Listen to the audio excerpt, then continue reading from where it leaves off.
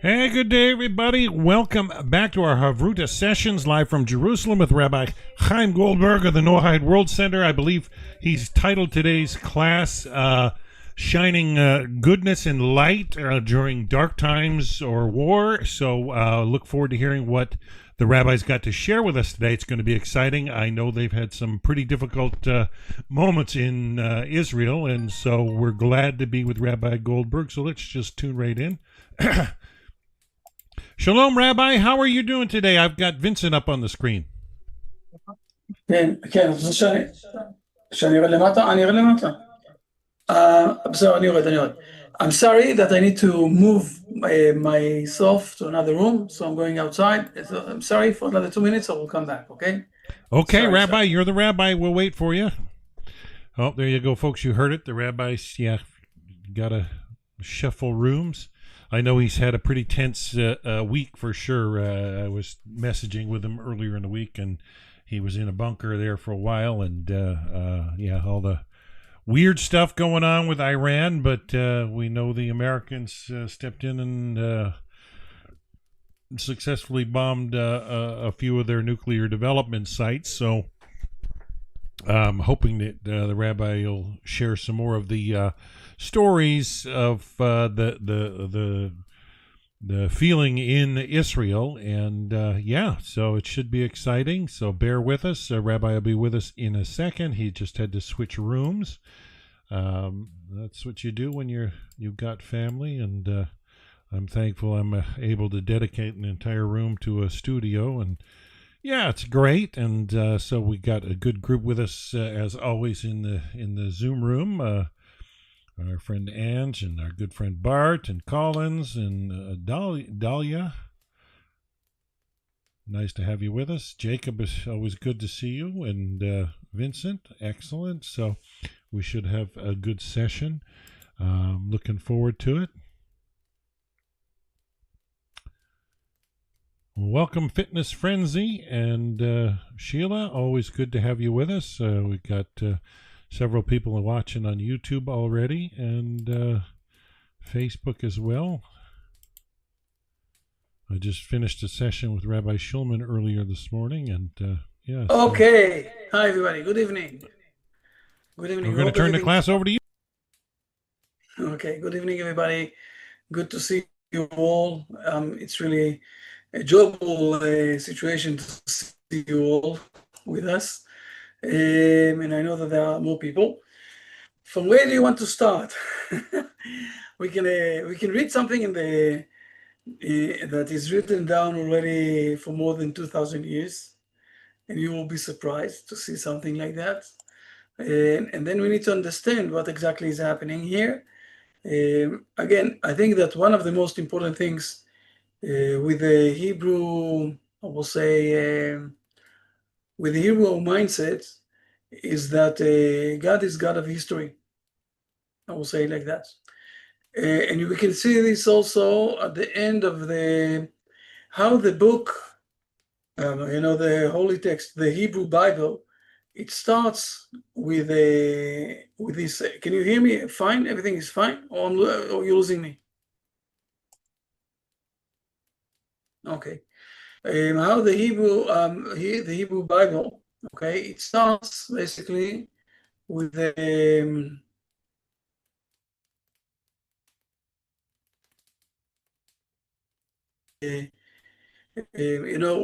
with what's happening along history, and at the end, okay, the last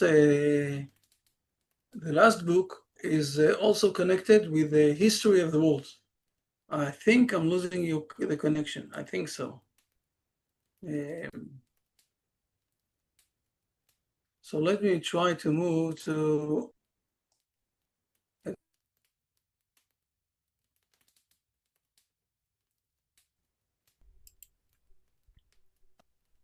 Oh, you look like you're back. Yeah, you froze for a minute, but you're back. Okay. So basically, the Hebrew nation, one of the main ideas is that God is guiding us and going with us along history. And the history have a meaning. Through history, we can find the purpose not only for our life, but especially if we know in what era we're standing, especially if we understand what is the situation of today. A lot of people are really confused. If you will go to Henry Bergson, okay, he was a Jewish philosopher in France, but he wasn't connected to the Jewish at all, to the Jewish community. He said basically that God created this world like the arrow, that you were throwing, and since then he left the world to the chaos. This is not how we see the things, okay? We do see that there is purpose in history, and there is a way that God is speaking with us through history.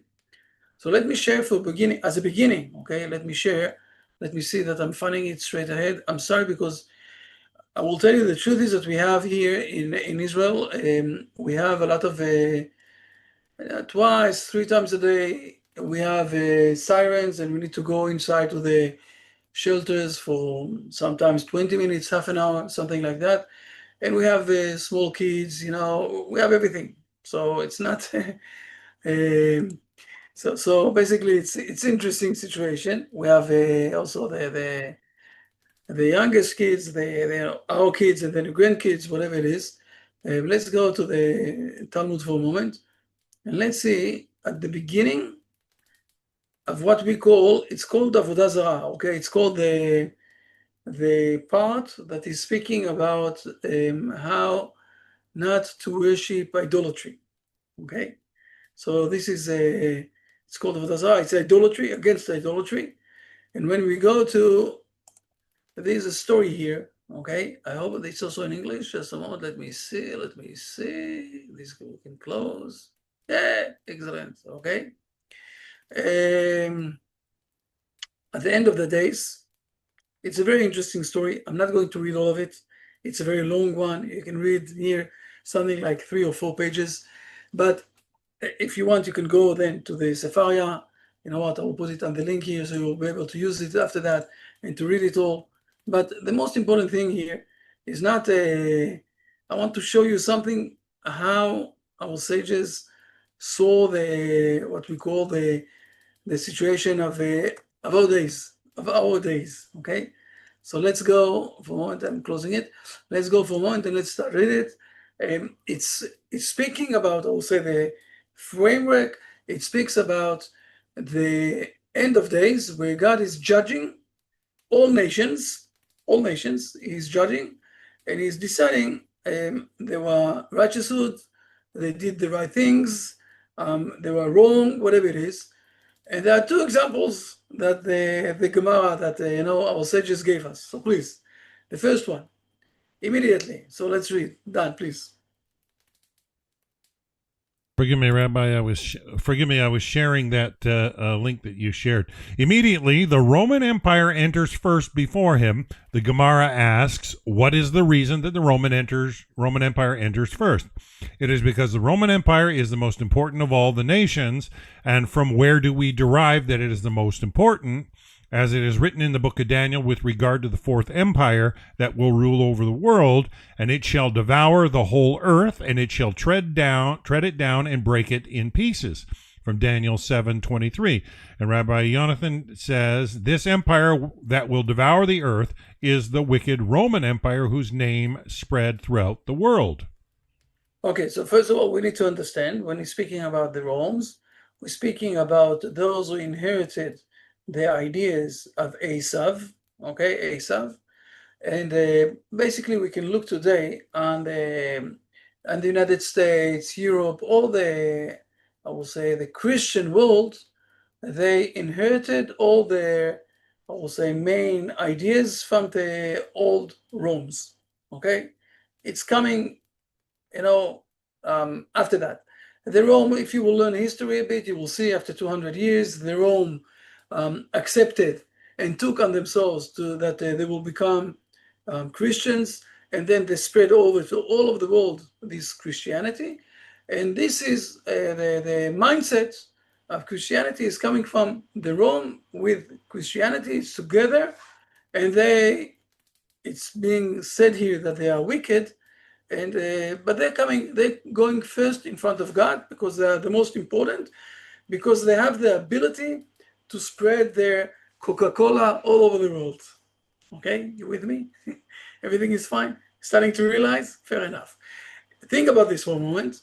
When the France and England, okay, in almost 150 years ago, conquered all the world, they also pushed everybody to become Christian.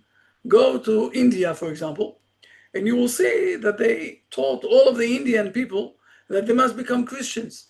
They did it to everywhere, everywhere, okay?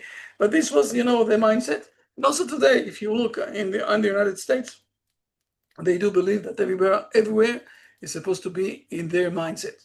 Fair enough. So let's see what they have to say, okay? Let's jump this, okay? This is not a...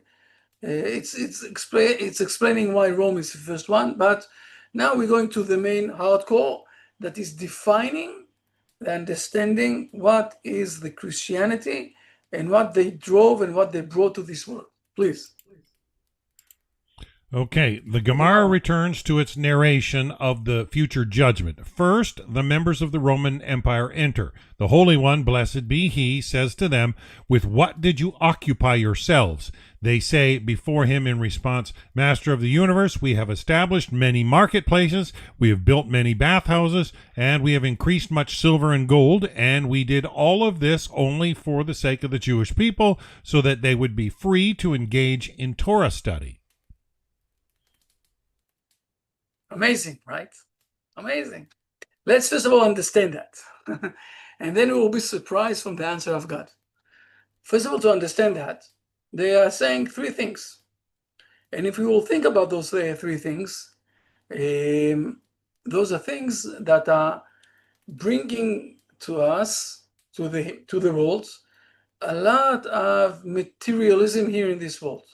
I don't know if you ever thought about this, but when you go inside to the supermarket near your place, you can see in your eyes much, much, much more than what you can eat or you can buy, right? But this is what it says here, okay? We have established many marketplaces, but big marketplaces. We wanted very much that those who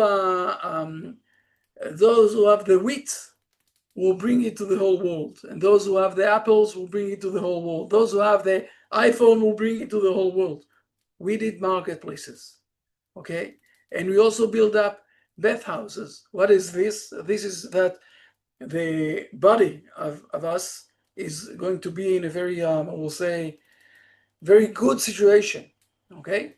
And we also increased mass silver and gold, okay? We also did, I will say it in my words, we build up the World Trade Center, that it will be spread over this silver, gold, whatever it is, to all of the world. This is what we did. This is the things that we were, this mainly what we did in this world.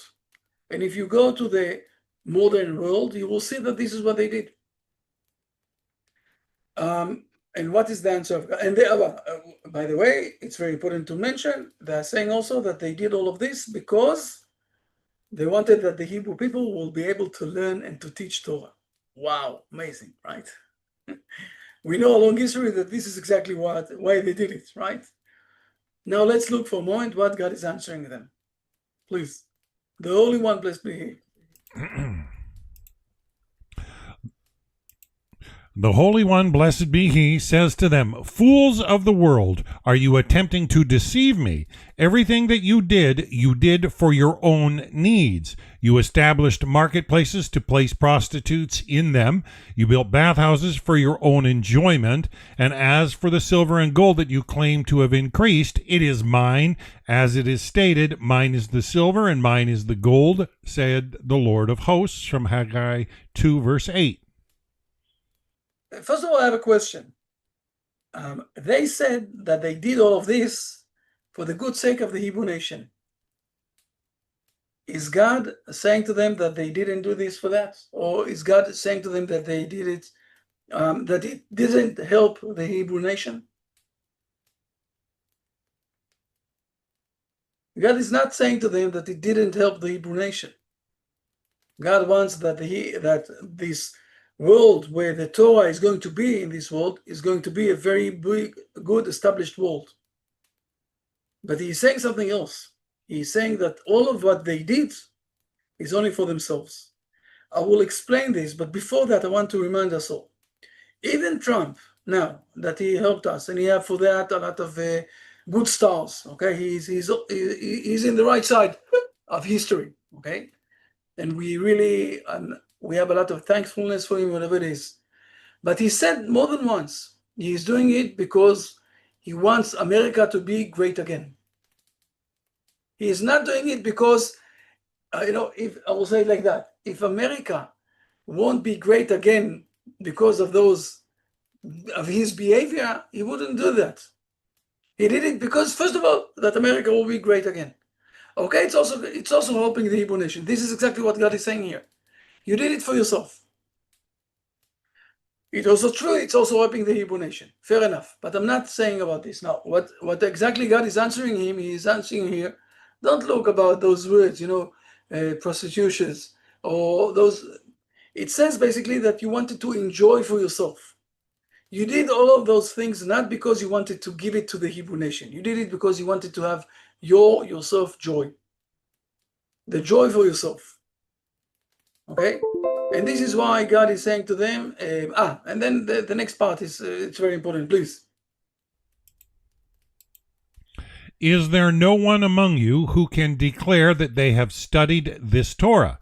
This is the meaning of the continuation of the verse from Isaiah as it is stated, who among them can declare this? Isaiah 43 verse 9.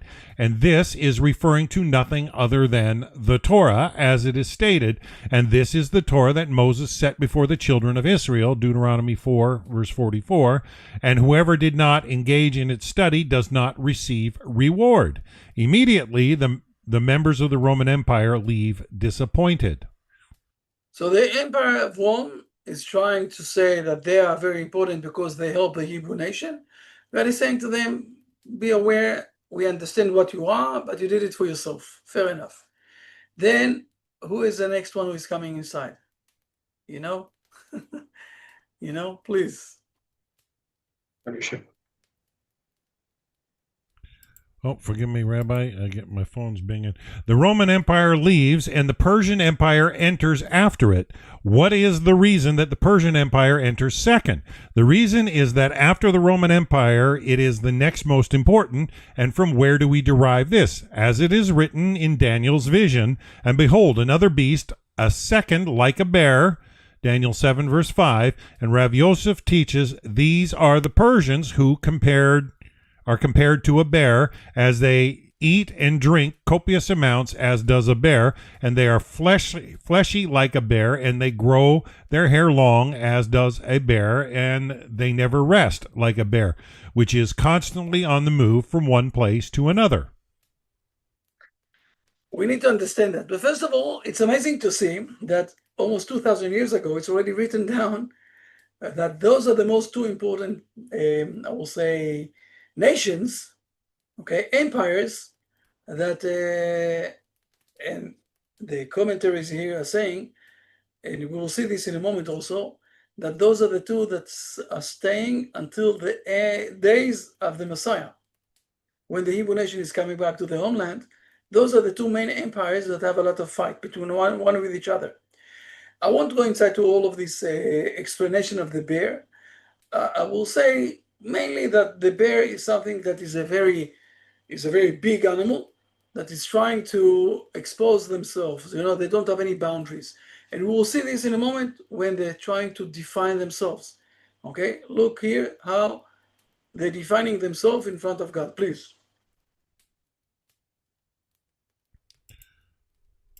Okay, the Holy One, blessed be He, says to them, with what did you occupy yourselves? They say before Him in response, Master of the universe, we have built many bridges, we have conquered many cities, and we have fought many wars. And we did all of this only for the sake of the Jewish people, so that they would engage in Torah study. Amazing. So, second time, okay? But we see here that the Persians, they are very busy, not with building up the walls, and to build up a lot of marketplaces and to do the World Trade Centers or something like that. They are doing a lot of things that are connecting places, bridges, to conquer places, and to do a lot of wars, to destroy with the airplanes the World Trade Center. We have here two main, I will say, empires.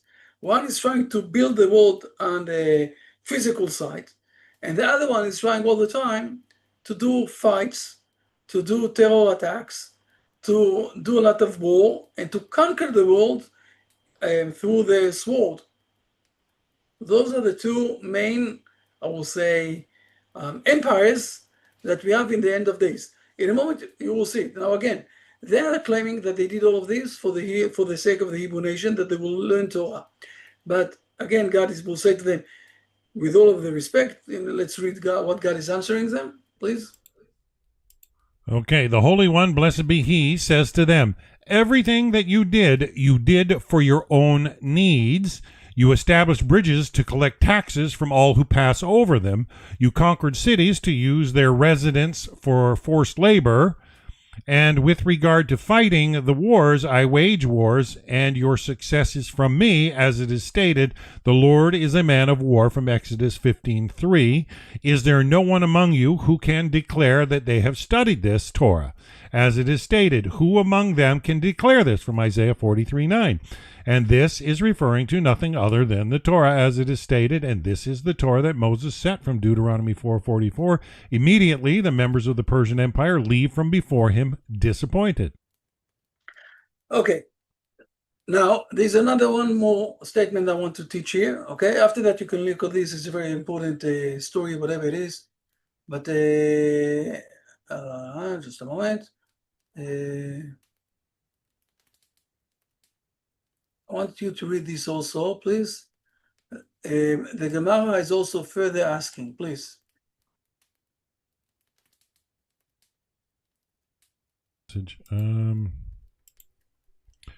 Okay, the Gemara further asks. Oh, sorry, I had a computer glitch. What is the different about these, Roman Persia, which were singled out explicitly, and what is different about those other empires that come afterward, which were not singled out and mentioned by name? It is because with regard to these, Rome and Persia, their kingship extends until the coming of the Messiah. Wow. It wasn't written down today. You see this, our sages are defining those two main empires, and we see today how I will say the definition that our sages gave 2,000 years ago are exactly very much as it is. And also our sages are saying, look, they are going to stay until the end of the days, and then they're going to fight. Those two are going to fight. What we saw yesterday night is that the empire of Rome, or those who are continuous of the Rome Empire, the United States, went inside to the fight against the Persians. And the Persian, what we see with them in the last 40 years, it's not only that they are building up, with all of the respect, I'm going to close this down, It's not only that they are building up the nuclear weapon that they want to wipe off Israel, like they're stating all the time. They are responsible, with Qatar, by the way, not by themselves. They're responsible to, in the last 40 years, to all of the terror attack all over the world, in Europe, in Germany, whatever it is, in the United States. The Shia side of the Persians, they are in charge of all of the terror attack that we have in this world in the last 40 years. They build up what's happening in Gaza. They build up also the Shia that we have in Lebanon. They build up also the building up. This is their way of thoughts, let's do a fight. We will conquer the world through the fight, through the sword, through the wars that we're going to do. And the Rome side, okay, of this world, they don't really know how to deal with them. Now, it's very important to understand that the Hebrew nation is not the Rome, and the Hebrew nation is not the Persians. Okay, I said it once, and I will say this again, and we can continue with more and more things. In principle, I'm saying, okay, the Persians speaking about God being in the center of the world, where everything else is supposed to be demolished in front of God. Allahu Akbar, the meaning of those words is that everything is being demolished in front of God. And those who don't want to accept God on themselves are supposed to be, the head's supposed to be knocked down from the body, and also they need to be born on the fire, while the Rome side is saying, no, man is the most important thing here, and God, let's give him something, with his, once a week, we will give him an hour that we're speaking with him. And the Hebrew nation is saying something else. We're saying that we are going to have the discussion between man and God. And you can see that also when we're learning more and more, and you already a long time with me, but when you see more and more, you're learning this Noahide path, you see that it's within harmony of living in a normal, decent life. I will say it like that, with God and with life. And this is what the Hebrew nation is giving. I will give you another thing of the differences. The Persian side is bringing here what we call in Hebrew the din, okay? The judgment. It's very strict. It's very strong. It's very hard. While the other side of what we call the Rome side, okay, the Christian side is giving the mercy, the love, the care. The Hebrew nation is saying that you need to combine those two. You can't live only on this side, you can't live only on that side. There are times that you need to be very, very hard. Like you see today in the Hebrew nation in the last 18 months, okay?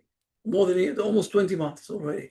They were sure, by the way, the Persians and all of their friends, that we're going to crack down and we're going to leave Israel, By the way, in the beginning of the war, I got from a few Noahide people that don't really understand what's happening here. Well, I'm not sure how much they are Noahide, whatever it is. They started to say to me, come to us in the United States and we will buy for you an apartment here in the United States. I said, listen, we're not going out on those days. We're sticking much harder inside Israel. Okay? And we can show a lot of things. We can show, for example, that when they are sending missiles, okay, they're sending missiles inside the crowd of civilians. I think that you saw in the pictures, if you didn't, I can show you, okay? We saw in the pictures that when we want to kill someone, very important there, it will be in the 7th floor and only in his room, and they will get killed, and that's it. The building is staying, full. Everything is standing. They slept well, the other people of the building. One of the differences, okay? On one side, we need to be very strict. But on the other side, we need also to remember that there are others. This is one of the differences between the Hebrew nation and those two big, I will say, empires. And the Hebrew nation is also some sort of an empire. So we don't have, I will say, we shocked the world, okay? Last Friday, not this last Friday, 10 days ago, we shocked the world. And the truth is that we prepared this for more than almost 40 years. But in the last year, our government did a lot of preparation. So at the same night, in 1 hour, we managed to kill most of the people who said everywhere that they're going to kill all the Jews in the world, or to kill all the Jews in Israel. We killed them. By the way, this is also something that we need to remember. And last week I wanted to show this, but unfortunately we had, straight ahead when we started, we had also a siren, and I was supposed to close the meeting. We sat down in the shelters for almost an hour. But let me share with you something from last week, Parsha. And it's also amazing to see that. Let me show you this, please. To see something that was written down, and it's called the Parsha of Jethro, by the way. Jethro is saying those words, okay? Moses, at the end, is writing it in his book, in the book of Moses, okay? But let's go to Bamidbar, okay, Numbers. I think it's 11. Let me see that I'm not, just one before.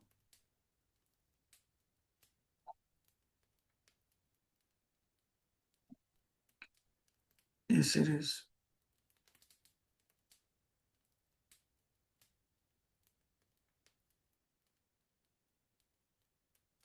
Please read for a moment those two verses. If you can't read it, someone else will read it. Can you read it? 35, 36.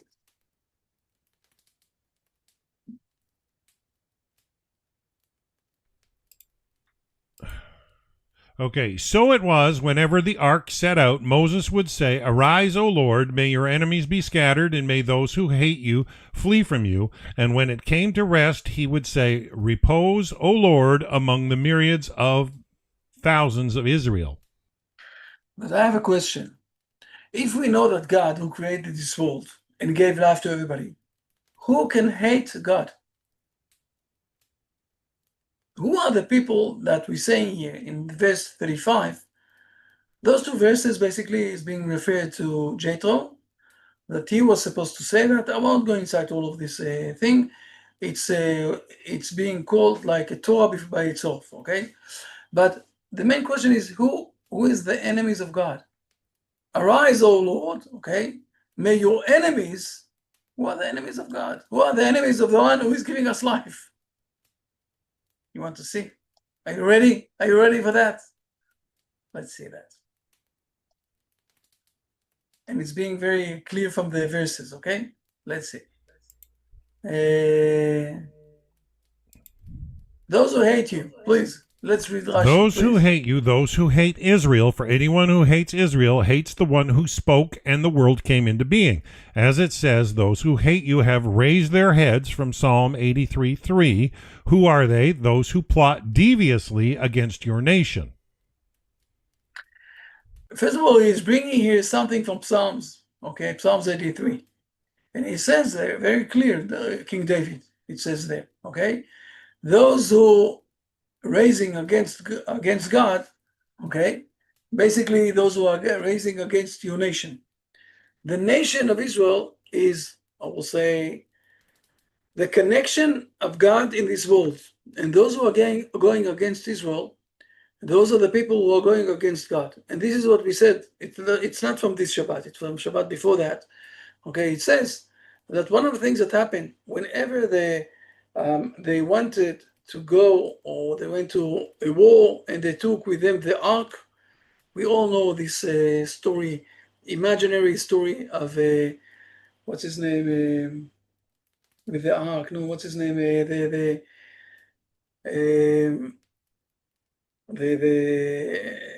Indiana Jones. Indiana Jones, okay, with the ark, okay.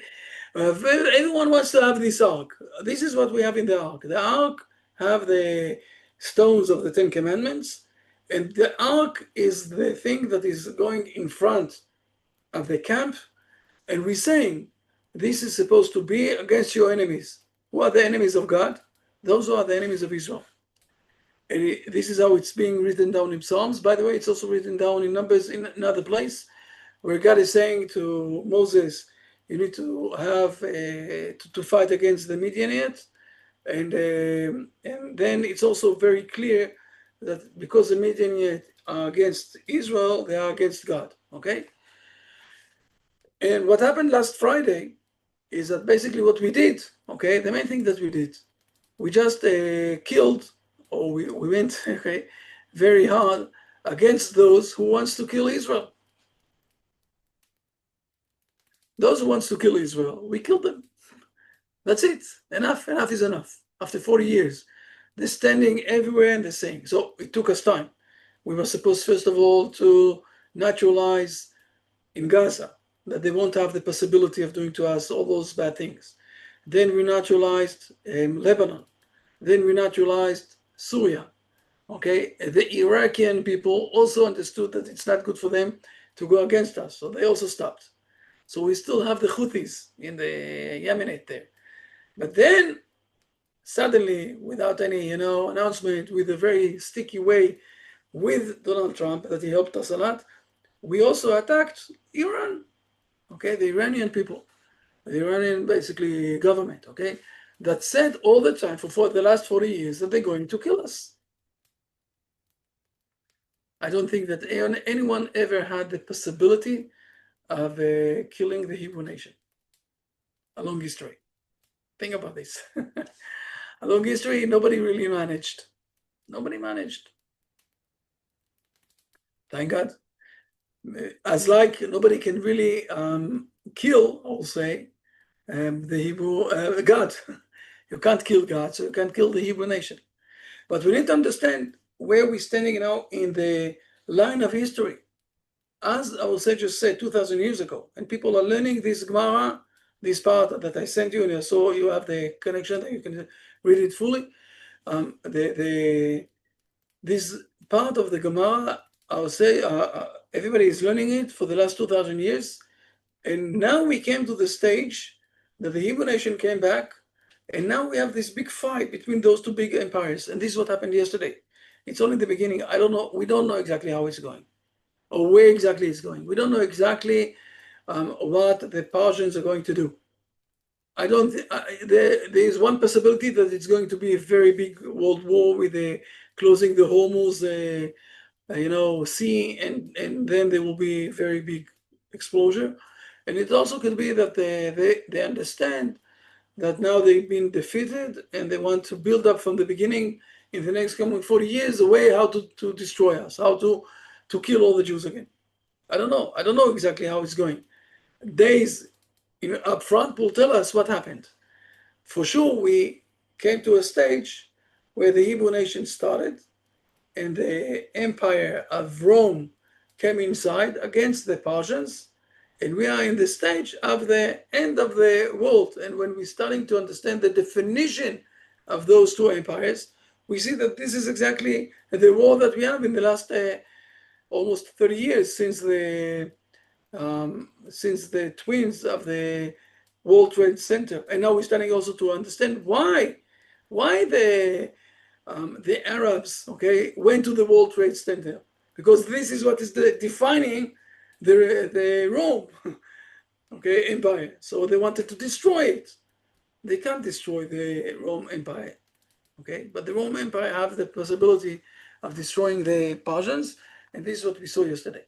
So now we're starting to understand a bit what's happening here. Not too much, but something, that is happening. Are there any questions, please? I saw that there are 2 questions. It's Shuba, they did their own needs. Yes, James.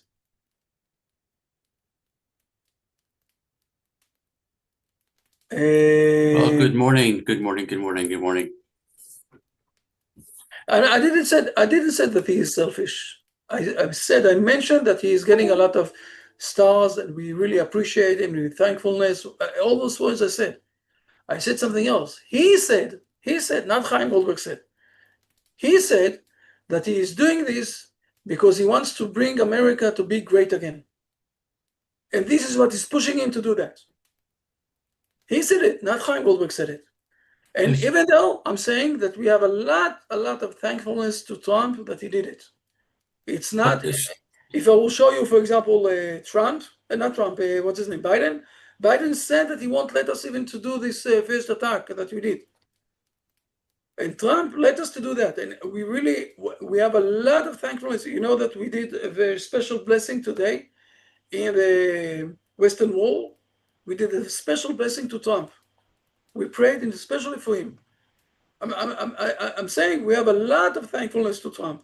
And we really appreciate that but he said more than once, he said that he is taking part in this war, because the Persians also said all the time that they're going to destroy America, and he wants to bring America to be great again.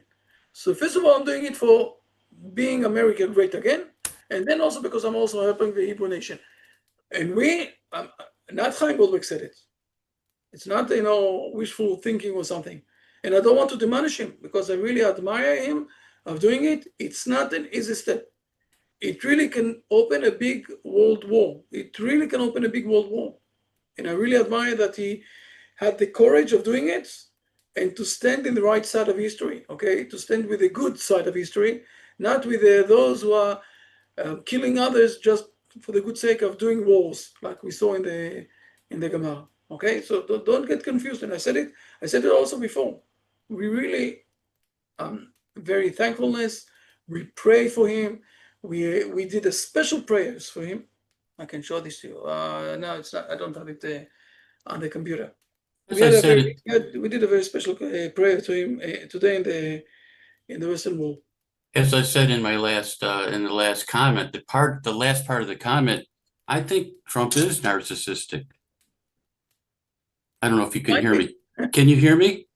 I can hear you, yes. Okay, so he is narcissistic, he is selfish, but maybe God is using him for a higher purpose. That's my point. Pardon me? Fair enough. Here's another verse, very important one. Okay, I will find it for you. Just a moment.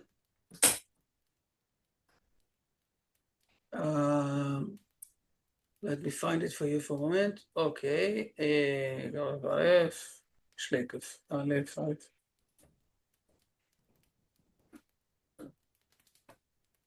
King Solomon is saying it. Okay.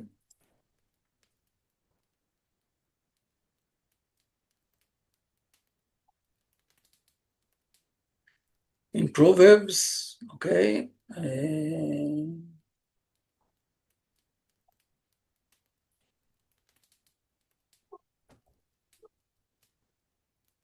You see here?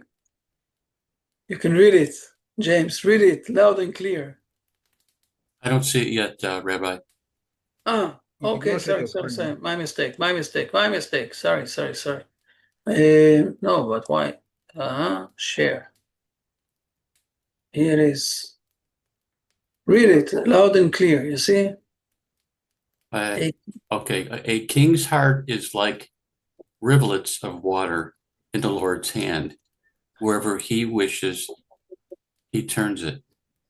Okay, very simple, very clear. You see, Proverbs chapter 21:1.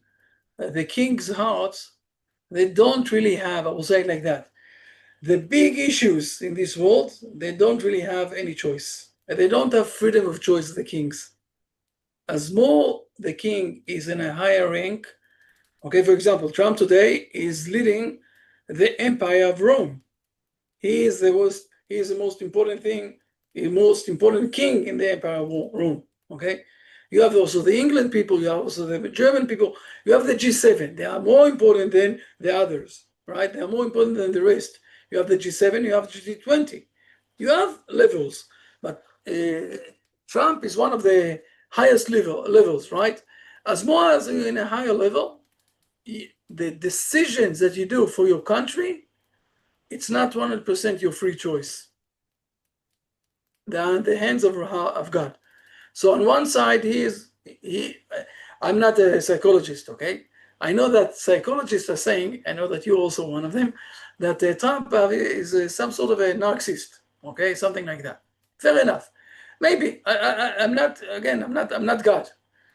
But for sure, this specific issue of joining the Hebrew nation with these specific decisions that he did in the last few days. So the airplanes went out and they bombed all the nuclear places of the Iranians. It's not 100% only the decision of Trump.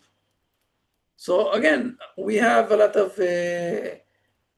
thankfulness. We appreciate very much. We pray for him. We do admire this decision, even though we know that it's part of this is what I wanted to show tonight. We have some sort of a understanding that God is controlling the history. And we're moving along. And we see in our eyes in the last 2-3 years, since the war started, basically, how God is pushing, that we're managing to defeat I will say the badness in this world. And those who are joining us, it's much better for them. It's much good for them. It's a good side for them. And those who are not joining us, who are shouting in the, I will say, in the universities, okay? From the river to the sea, Palestine should be free. And those who are saying those words without even understanding what they're saying. So they are the people that, if they won't stand up for themselves and start to realize what's happening, they're not in the right side of history. They will get lost also with history, just like the Iranian people. We're speaking about 15 million people who left the capital city of the Iranian people. 15 million people left away. Think about this for a moment. It's an enormous thing. It's country with country with country. It's not me and you on a personal level.